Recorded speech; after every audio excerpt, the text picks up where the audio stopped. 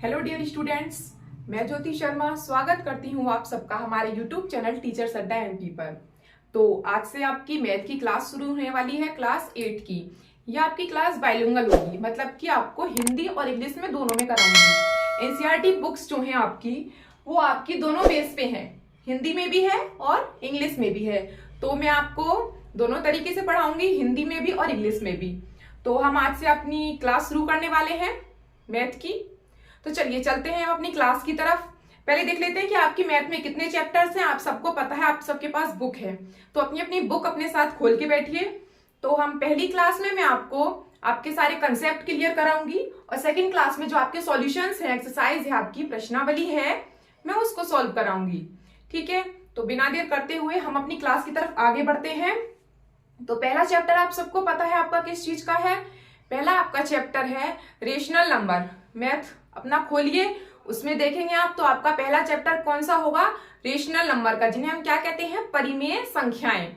ठीक है, ये आपका जो चैप्टर्स है वो एनसीईआरटी हो या सीबीएसई हो या एमपी बोर्ड हो, किसी भी बेस पर हो, सबका पहला चैप्टर मैथ का जो है 8th का वही है। ठीक है, तो बिना देर करते हुए हम अपने चलते हैं चैप्टर्स की तरफ। आज मैं आपको सारे कंसेप्ट क्लियर करा देती हूँ कि इसमें क्या क्या आने वाला है। तो देखते हैं हम, हमारे फर्स्ट चैप्टर का नाम है रेशनल नंबर।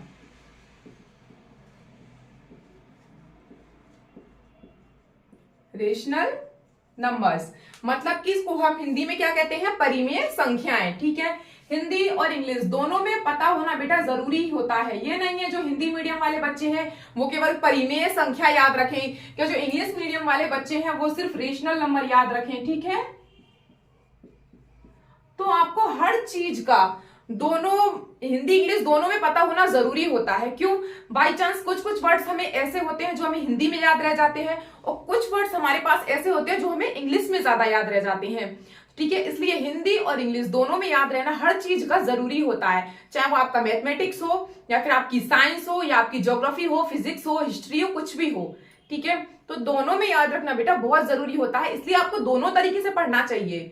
आपका जो मेन सब्जेक्ट है, जैसे हिंदी मीडियम से हो आप, तो हिंदी में ज्यादा कर लो, लेकिन थोड़ा थोड़ा इंग्लिश पता होना चाहिए। बाय चांस कहीं पे थोड़ा इंग्लिश में आ जाए तो आप कैसे करेंगे फिर, है ना। और इंग्लिश मीडियम वाले बच्चों का भी ऐसा ही है, उनको थोड़ा बहुत हिंदी पता होना चाहिए। ठीक है, तो हम ये चैप्टर शुरू करने से पहले मैं आपको ये बता देती हूँ, रेशनल नंबर जो है आपके, उससे पहले आपको ये बात जानना जरूरी है बेटा, क्या आपको ये पता है कि पूर्ण संख्याएं, आपके पूर्णांक हैं, आपकी प्राकृतिक संख्याएं हैं, वो कौन कौन से होते हैं? तो पहले ये हम जान लेते हैं, बाद में हम अपनी परिमेय संख्या पर चलेंगे। इस चैप्टर में क्या है कि जो आपकी परिमेय संख्या है, रेशनल नंबर, उनकी प्रॉपर्टीज बताई हैं। मतलब उसकी प्रॉपर्टीज कितने प्रकार की है और किस किस तरीके की होती है। ठीक है, प्रॉपर्टीज मतलब गुणधर्म।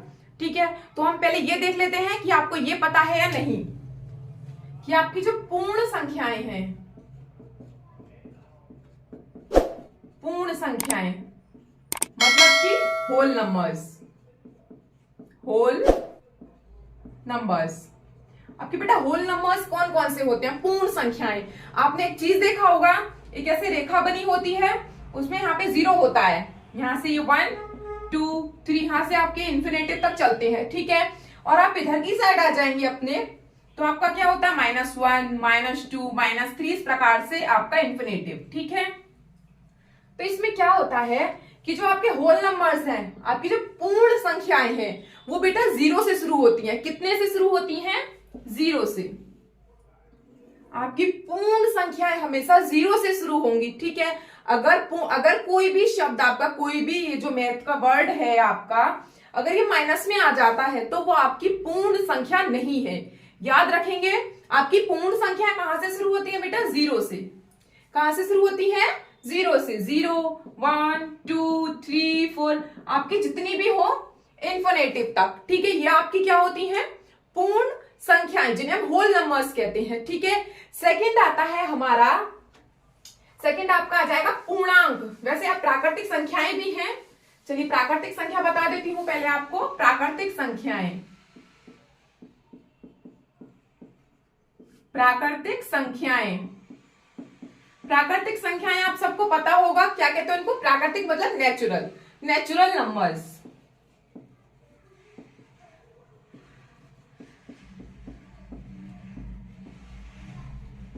Natural numbers. नेचुरल नंबर्स बेटा आपके कौन कौन से होते हैं? नेचुरल नंबर में क्या है, यही सब आएंगे, लेकिन उसमें जीरो नहीं आता है। नेचुरल नंबर में, नेचुरल नंबर में जीरो नहीं आता है। आपकी जो प्राकृतिक संख्याएं होती हैं वो आपकी एक से शुरू होती हैं, यहां से 1 2 3 4 और आपकी इंफिनिटिव तक। ये आपकी क्या हो गई बेटा, ये आपकी प्राकृतिक संख्याएं होगी। नेक्स्ट आगे चलते हैं, हमारे आते हैं पूर्णांक। क्या आते हैं बेटा तीसरे नंबर पर? पूर्णांक, जिन्हें हम क्या कहते हैं? इंटीजर्स। ठीक है, पूर्णांक आपके क्या होते हैं बेटा? पूर्णांक आपके वो हैं जो माइनस भी होते हैं प्लस भी होते हैं। जैसे अभी मैंने बताया था आपको लाइन खींच के कि -1 -2 इधर की साइड और 1 2 उधर की साइड। तो आपके जो ये है आपके इंटीजर्स है, पूर्णांक है, वो आपके हर प्रकार का होता है। वो माइनस में भी हो सकता है और प्लस में भी हो सकता है। ठीक है, जैसे कि -1 है, -9 है, -15 है, कितना भी ले सकते हैं आप। 0 है आपका, 1 है, 2 है, इंफिनिटिव आपका इधर भी इंफिनिटिव और इधर भी इंफिनिटिव, दोनों तरफ आपके जो ये इंटीजर्स आपके पूर्णांक हैं वो आपके दोनों तरीके के होते हैं। ठीक है, लास्ट आता है आपका परिमेय संख्याएं। लास्ट क्या आता है आपका? परिमेय संख्याएं। अगर किसी को ये उतारना है तो इसको उतार सकता है। ठीक है, क्योंकि आपको पूर्ण संख्या, प्राकृतिक संख्या, पूर्णांक बेटा ये जानना जरूरी होता है। ठीक है, फिर नेक्स्ट हमारा आता है परिमेय संख्या, जो हमारा इस चैप्टर का मेन टॉपिक है, परिमेय संख्या। तो पहले हम जान लेते हैं कि परिमेय संख्या किस प्रकार से लिखी जाती हैं, कैसी होती हैं। ठीक है, परिमेय संख्या। परिमेय संख्या मतलब बेटा रेशनल नंबर।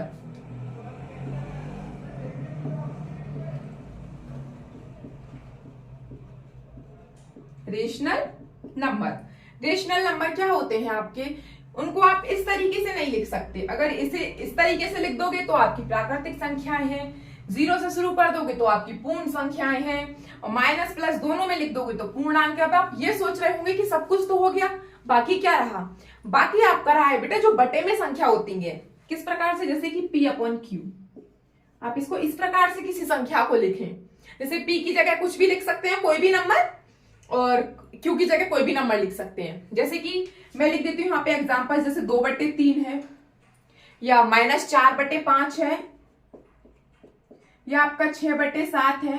एवरीथिंग कुछ भी लिख सकते हैं आप। ठीक है, नेक्स्ट एक बात और ध्यान रखना है परिमेय संख्या में, ये जो आपका Q है, P की जगह आप कुछ भी लिख सकते हैं। एवरीथिंग P की जगह आप कुछ भी लिख सकते हैं, लेकिन Q की जगह आप कुछ भी लिख सकते हैं, बस एक चीज को छोड़कर, 0। Q की जगह अगर आप 0 लिख देंगे, मानो बाई चांस, जैसे मैं लिख लेती हूं यहां पे, मैं यहां पे लिख लेती हूं, इसे मैं लिख देती हूं 2/0, तो क्या इसका कोई मतलब है? 0 को भाग दे सकते हैं आप 2 में? नहीं दे सकते ना, इसका कोई मतलब नहीं है। ठीक है, इसका कोई मीन्स ही नहीं है। तो ये आप Q की जगह 0 नहीं रख सकते हैं। आप संख्याएं रख सकते हैं, लेकिन Q की जगह आप 0 नहीं रख सकते। इसका कुछ भी आंसर नहीं आने वाला है, याद रहेगा। ठीक है, अब हम चलते हैं जो हमारा मेन टॉपिक है परिमेय संख्या, उन पर।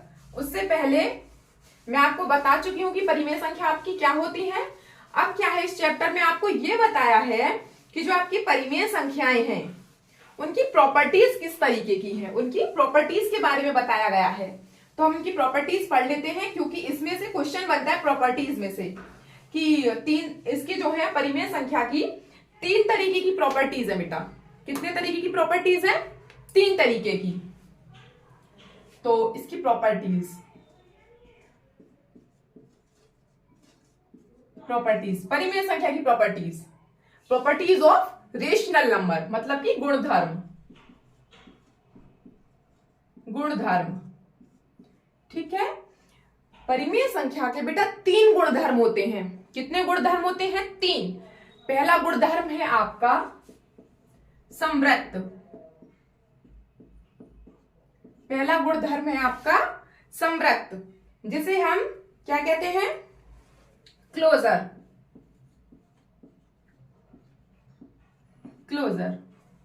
दूसरा गुणधर्म है आपका क्रम विनिमय।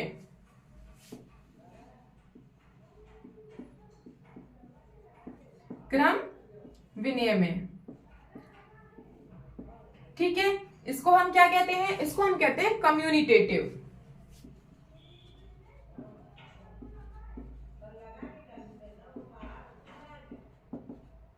कम्युनिटेटिव। ठीक है, तीसरा होता है आपका सहचार्य का गुणधर्म। सहचार्य।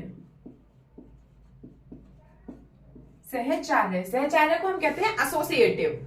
ठीक है,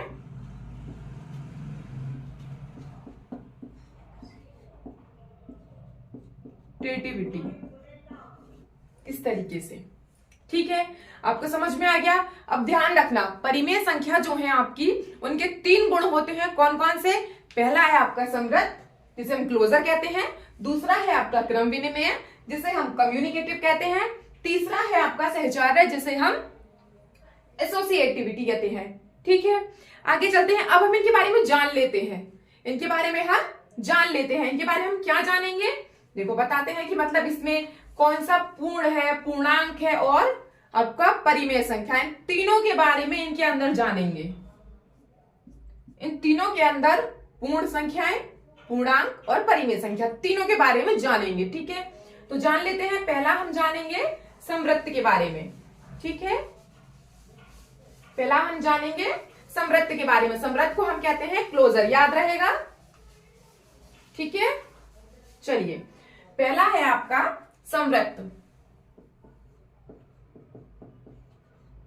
समवृत्त मतलब कि क्लोजर। ठीक है, इसमें क्या है? 3 तरीके हैं, एक पूर्ण, एक पूर्णांक और एक परिमेय संख्या। पहले हम यहां लिख लेते हैं पूर्ण संख्या। पता कैसे करेंगे कि ये पूर्ण संख्या है या नहीं है? ये वाली पूर्ण संख्या समवृत्त है या नहीं है। दूसरा आपका पूर्णांक, कि ये जो आपका पूर्णांक है वो समवृत्त है या नहीं है। तीसरा है परिमेय संख्या,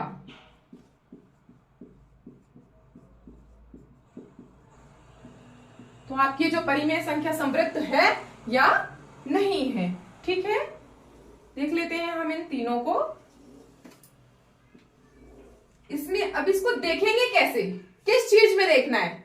वो आपको देखना है प्लस, माइनस, सब्ट्रैक्शन और डिवाइड। आपका जोड़, घटा, गुणा और भाग में। ठीक है, इन चारों में देखना है। देख लीजिए, जैसे कि यहाँ पे आपका ऐड मतलब कि जोड़, सबको पता है। दूसरा आता है आपका सब्ट्रैक्शन। सब्ट्रैक्शन मतलब माइनस, व्यवकलन हिंदी में बोलते हैं। ठीक है, मैं यहाँ पे लिख देती हूँ हिंदी में भी, जोड़। यह आपका घटा है, जिसे आप व्यवकलन कहते हैं। तीसरा आता है आपका मल्टीप्लीकेशन। मल्टीप्लीकेशन मतलब कि आपका गुणा। और 4 आता है आपका डिवाइड, जिसे हम कहते हैं भाग। ठीक है बेटा, आगे समझ में। तो अब देखो, जैसे कि मैं कोई पूर्ण संख्या ले लेती हूँ। पूर्ण संख्या आप सबको पता है 0 से स्टार्ट होती है। मैं 0 ही ले लेती हूँ। 0 + 7, इसको जोड़ो तो बेटा क्या आएगा? क्योंकि पहले जोड़ कर रहे हैं तो जोड़ेंगे, तो क्या आएगा? 7। मतलब कि ये जो जोड़ है वो पूर्ण संख्या समवृत्त है। जोड़ में पूर्ण संख्या जोड़ में समवृत्त है। ठीक है, दूसरा हम ले लेते हैं। अब हम घटाएंगे। दूसरा क्या करेंगे? हम घटाएंगे। ठीक है, तो घटा लेते हैं। किस प्रकार से घटाएंगे आप? मैं कोई 2 संख्या ले लेती हूं, जैसे मैंने 2 ले लिया और 3 ले लिया। आगे पीछे दे सकती हूँ, मेरी मर्जी है, कैसे भी दे सकता है एग्जामिनर। तो उसमें आपका आंसर क्या आएगा? -1। अब -1 पूर्ण संख्या नहीं है, ये सब मैंने भी थोड़ी देर पहले ही बताया आपको। तो ये -1 पूर्ण संख्या नहीं है, मतलब कि पूर्ण संख्या व्यवकलन में समवृत्त नहीं है। ठीक है, तीसरा आपका आता है मल्टीप्लीकेशन, मतलब कि गुणा। हम गुणा कर लेते हैं, जैसे कि मैं 0 की 3 में गुणा कर लूं तो क्या आएगा? 0। 0 तो पूर्ण संख्या है, मतलब कि ये समवृत्त है। गुणा में समवृत्त है पूर्ण संख्या। ठीक है, चौथा आपका आता है भाग। मैं किसी संख्या का भाग देती हूँ, जैसे कि मैं 5 में 8 का भाग दे दूं तो क्या भाग जाएगा बेटा? पॉइंट में आएगा कुछ, जो कि आपकी पूर्ण संख्या नहीं होती है। पूर्ण संख्या आपकी 0 से लेकर इंफिनिटी तक सीधी सीधी होती है। उसमें ना तो बटे में होगा ना माइनस में होगा। ठीक है, तो मतलब कि ये भी भाग जो है आपका, जो आपका भाग है वो पूर्ण संख्या समृद्ध नहीं है। ठीक है, तो ये हो गया हमारा पूर्ण संख्या का कंप्लीट। दूसरा हम चलते हैं पूर्णांक। पूर्णांक में आपका जीरो को छोड़ के, पूर्णांक में हम कुछ भी ले सकते हैं, माइनस प्लस की संख्या ले सकते हैं। जैसे कि मैं माइनस में कोई, अब मैं जोड़ लेती हूँ, जैसे मैंने -2 ले लिया, मैं इसमें 3 को जोड़ देती हूँ तो कितना आएगा -1। ये आपका बेटा पूर्णांक है या नहीं है? है, क्योंकि पूर्णांक आपका माइनस प्लस दोनों में हो सकता है, तो मतलब कि ये पूर्णांक आपका समृद्ध है। आपका जोड़ पूर्णांक क्या है? समृद्ध है। दूसरा आपका आता है सब्ट्रैक्शन। अब मैं कोई दो संख्या लेके उसको घटा देती हूँ, जैसे कि मैं 5 में से 3 घटा देती हूँ, 2 आ गया। ये भी आपका पूर्णांक समृद्ध है। क्यों है? क्योंकि पूर्णांक तो माइनस हो प्लस हो, उसके लिए तो सब चलता है। ठीक है, उसके लिए सब चलता है। फिर मैं कोई भी दो संख्या ले लेती हूँ गुणा करने के लिए। इस बार हम गुणा करेंगे, जैसे मैं 4 की 4 में गुणा कर देती हूँ, क्या आ गया 16। या माइनस ले लूंगी यहाँ पे तो माइनस आ जाएगा। पूर्णांक को कोई फर्क नहीं पड़ता, पूर्णांक को कोई फर्क नहीं पड़ता कि ये माइनस है या प्लस है, तो ये भी व्यवकलन, ये जो उसका पूर्णांक का गुणा है वो भी आपका समृद्ध है। ठीक है, नेक्स्ट मैं भाग दे देती हूँ, जैसे कि मैं 5 का 8 में भाग दे देती हूँ, तो इसका आंसर पॉइंटों में आ जाएगा बेटा कुछ, जो कि इसे पूर्णांक को पसंद नहीं है। वो सिर्फ परिमेय संख्या में हो सकता है, बटे में, ऊपर नीचे संख्या सिर्फ परिमेय संख्या एक्सेप्ट कर सकती है। ठीक है, तो ये आपका नहीं है। ठीक है, नेक्स्ट हम चलते हैं अपनी परिमेय संख्याओं की तरफ।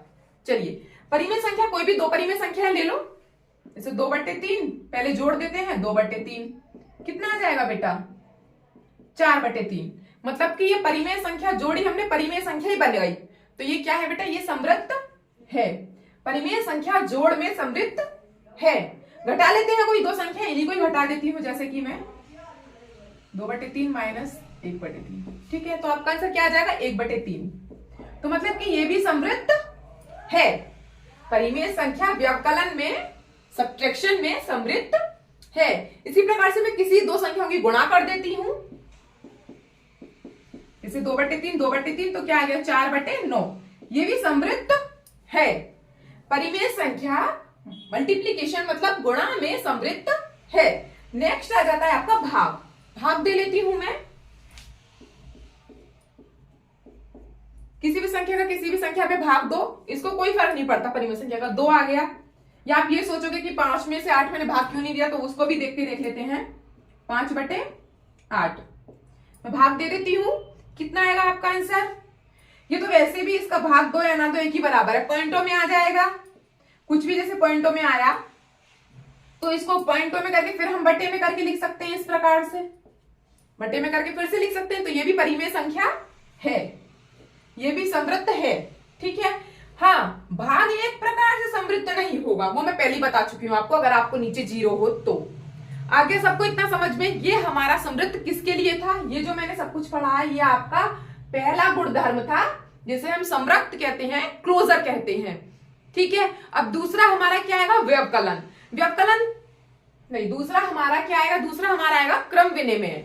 क्रम विनिमय आपको हिंदी से ही कुछ समझ में आ रहा है? क्रम विनिमय मतलब उसको उल्टा कर देना, एक दूसरे की जगह एक दूसरे को रख देना। ठीक है, तो रख के देख लेते हैं, जैसे कि इनको मैं मिटा देती हूं। ठीक है, नेक्स्ट हम उसी को कर लेते हैं। बस 3 प्रॉपर्टीज है इसकी, और कुछ नहीं करना है आगे, इसमें सिर्फ 3 प्रॉपर्टीज याद रखनी है, लेकिन उनको याद अच्छे तरीके से रखना है, क्योंकि आप बीच बीच में भूल जाओगे, इसमें क्वेश्चन देके पूछ लेगा, इसको सॉल्व करो और बताओ कि ये क्रम विनिमय वाला गुण है या सहचार्य वाला गुण है, कि मतलब इसमें कौन सा गुण है, ये पूछ लिया जाएगा आपसे। ठीक है, तो दूसरा बेटा आपका कौन सा है? दूसरा आपका है क्रम विनिमय। क्रम विनिमय। ठीक है, देख लेते हैं। अब क्रम विनिमय हम क्या करते हैं? कोई भी पूर्ण संख्याएं ले लो, आप कोई भी 2 पूर्ण संख्या ले लो, जैसे कि मैं 2 और 3 ले लेती हूं। 2 + 3 कितना होगा बेटा? 5। और अगर मैं इसको चेंज कर दूं तो 3 + 2 कर दूं तो भी 5 ही आएगा। सेम आंसर आया। मतलब कि ये क्या है बेटा? ये जो आपकी पूर्ण संख्या जोड़ में है ना, वो क्रम विनिमय है। ठीक है, सेकंड में ले लेती हूं आपका माइनस में, जैसे कि मैं 2 में यही ले लेती हूँ, सिंपल 2 में से 3 घटा देती हूँ, कितना बचेगा बेटा? -1। और अगर मैं 3 में से 2 घटा दूं तो 1। दोनों अलग अलग आ रहे हैं, मतलब कि जो आपका ये सब्ट्रैक्शन है, आपका व्यवकलन है, वो आपका क्रम विनिमय नहीं है, वो आपका क्रम विनिमय नहीं है। ठीक है, तीसरा ले लेती हूं मैं आपका, मल्टीप्लाई कर देती हूं। जैसे मैं 2 की 3 में गुणा कर दूं या 3 की 2 में गुणा कर दूं, दोनों का आंसर 6 ही आने वाला है, तो मतलब कि ये आपका क्रम विनिमय है। ठीक है, भाग कर लेते हैं। मैं 2 का 3 में भाग कर दूं या 3 का भाग 2 में कर दूं, इसका आंसर पॉइंट में आएगा और इसका आंसर आपका 1 1 से 1 बटे तो कुछ इस प्रकार से आएगा।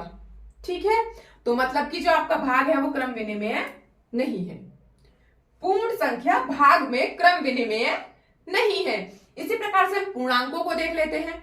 पूर्णांक ले लो आपके कोई भी दो, पूर्णांक इन्हीं दोनों को ले लो, क्योंकि अगर मैं हाँ पूर्ण संख्या बोला था, पूर्ण संख्या पूर्णांक एक ही बात है, लेकिन इसमें क्या है, इसमें माइनस प्लस का थोड़ा फर्क हो जाता है। जैसे पूर्णांक में मैं -2 ले लेती हूँ, ठीक है, और मैंने इधर प्लस करना है, इसको 3 कर लिया। ठीक है, अगर मैं इधर 3 कर दूं और इधर -2 कर दूं, तो क्या कोई फर्क पड़ने वाला है? इसमें भी एक ही बचेगा, इसमें भी एक ही बचेगा, कोई फर्क नहीं पड़ने वाला है ना। तो ये पूर्णांक आपका क्रम विनिमय है। जोड़ में घटाना देख लेते हैं। जैसे कि मैं -2 में से -3 घटा दूं, ये संख्या तो मैंने ली है 2 तो, ठीक है। अब जैसे मैं 3 ले लूं इधर और इधर -2 रख दूं, तो क्या ये एक सा होगा? होगा।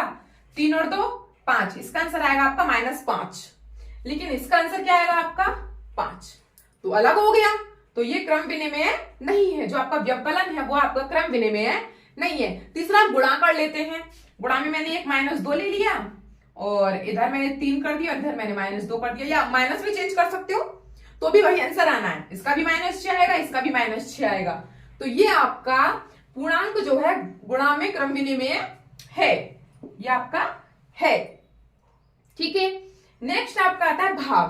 भाग में तो होना ही नहीं है, होता ही नहीं है, क्योंकि देखो जैसे कि 2/3 यही वाला ले लो, 2/3 में भाग ले लो या 3/2 में भाग ले लो, दोनों का आंसर अलग ही आना है, तो ये आपका रॉन्ग है। मतलब कि पूर्णांक में आपका जो भाग है वो क्रम विनिमय कभी नहीं हो सकता, कभी एक सा आंसर नहीं आएगा उसका। ठीक है, उसको इधर उधर रखने पे कभी सेम आंसर नहीं आएगा भाग में। क्वेश्चन इस तरीके से आते हैं वो मैं कल आपको बताऊंगी, तब आप कहोगे कि हाँ पढ़ना मैंने क्यों नहीं पढ़ा, ये पढ़ना जरूरी है, क्योंकि ये नहीं पढ़ोगे ना तो क्वेश्चन आंसर आपसे बनने वाले नहीं है। तीसरा आता है परिमेय संख्या। मैं कोई 2 परिमेय संख्या ले लेती हूं, जैसे कि 2/3 प्लस 2/3, सॉरी या मैं 3/3 ले लेती हूं। इसको जोड़ो और अगर मैं 3/3 को इधर रख दूं और 2/3 को इधर रख दूं, दोनों का आंसर सेम ही आना है, आप सबको भी पता है। ठीक है, दोनों का आंसर 5/3 आएगा, मतलब कि क्रम विनिमय है। ठीक है, अगर मैं इसी को माइनस में कर दूं, 2/3 - 3/3 और 3/3 - 2/3, तो इनका आंसर माइनस प्लस में आएगा, गलत हो जाएगा। तो मतलब कि ये क्रम विनिमय, परिमेय संख्या माइनस में क्रम विनिमय नहीं होती है। ठीक है, तीसरा हम गुणा में चलते हैं। गुणा में तो हो जाएगा, जैसे कि मैंने ले लिया 2/3 गुणा 3/4, या फिर मैं 3/4 और गुणा 2/3, दोनों संख्याओं को इधर उधर कर दिया, दोनों का आंसर फिर भी सेम ही आना है, तो मतलब कि ये क्रम विनिमय है। ठीक है, नेक्स्ट भाग ले लेते हैं। भाग में नहीं होता, वो भी आप सबको पता है। जैसे मैं इधर 2/3 ले लूं और मैं भाग कर दूं इसमें 3/4 का, तो इसका आंसर अलग आएगा। करके देख सकते हैं आप, 8th क्लास में है। या फिर अगर मैं इधर 3/4 कर देती हूं और इधर भाग करके मैं 2/3 कर देती हूं, तो भी इसका आंसर नहीं आएगा। ये बात आप सबको पता है। ठीक है, तो भाग में क्रम विनिमय नहीं होता है। इतना आपका हो गया, समझ में आ गया आपको कि क्या करना है। ये ध्यान रखना है कि क्रम विनिमय किसमें है और किसमें नहीं है। अगर आपको यही पता नहीं होगा तो आप क्वेश्चन कैसे सॉल्व करेंगे, क्वेश्चन कैसे सॉल्व करेंगे। अब एक और लास्ट रह गया हमारा, उसको और कर लेते हैं, जो कि आपका सहचार्य का नियम है, उसे और कर लेते हैं। देख लीजिए, उसमें और देख लेते हैं कि कौन सा है और कौन सा नहीं है।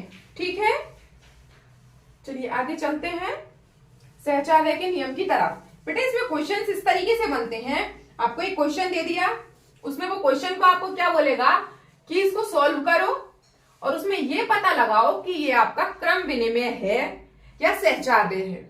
इस तरीके से पूछ लेगा आपसे। तीसरा है आपका सहचार्य। ठीक है, सहचार्य में ये क्या करता है, 3 संख्याएं लेता है, मतलब कि बहुत ही ज्यादा अदल बदल करना है। अभी तक ने सिर्फ 2 संख्याओं को अदल बदल किया था क्रम विनिमय में, सहचार्य में क्या है, 3 संख्या दे देगा, 4 दे देगा, उन सबको एक दूसरे से अदल बदल करवा देगा। तो जैसे कि पूर्ण संख्या ले लेते हैं कुछ भी, जैसे 0 + 2 + 3, इसको जोड़ के क्या आएगा 6, और अगर 0 को अलग कर दिया और 2 और 3 को कोष्टक के अंदर कर दिया तो क्या आएगा 6। इस प्रकार से सहचार्य के क्वेश्चन आते हैं। तो ये आपका क्या है, ये क्रम विनिमय, ये आपका सहचार्य है। ठीक है, अगर मैं इसी को घटाने में ले लेती हूं, जैसे कि 0 - 2 + 3, तो इसका आंसर बेटा क्या आएगा आपका -1। और अगर मैं इसको इधर कर देती हूँ 0 - 2 + 3, तो आपका आंसर क्या आएगा 0 - 1। इसका आंसर आपका कुछ नहीं आने वाला, -1 ही आएगा। ठीक है, तो ये भी आपका पूर्ण संख्या है। नेक्स्ट आपका मल्टीप्लाई कर लेते हैं, जैसे कि 0 में 3 की गुणा कर दो और फिर इधर गुणा में 2 कर दो, तो क्या आएगा बेटा 6। ठीक है, और फिर आप 0 को बाहर कर दो और 3 गुणा 2 कर दो, सॉरी 0 आएगा। किसी भी संख्या की 0 में गुणा करते हैं तो 0 आता है, इसका भी 0 ही आएगा, मतलब कि ये भी सहचार्य है आपका, गुणा में भी सहचार्य है पूर्ण संख्या। ठीक है, फिर आता है आपका भाग, डिवाइड। डिवाइड में क्या होगा आपका, आप जैसे कि कोई भी संख्या ले सकते हैं, जैसे कि मैं 0 नहीं ले सकती, 9 ले लेती हूँ और नीचे आपका 4 ले लेती हूँ। ठीक है, इसको हम भाग करेंगे तो क्या आएगा बेटा, इसका आंसर यहाँ पे 8 कर लेती हूँ मैं, 1 सेकेंड, इसको मैं यहाँ पे 8 कर लेती हूँ, तो कितना है आपका 2।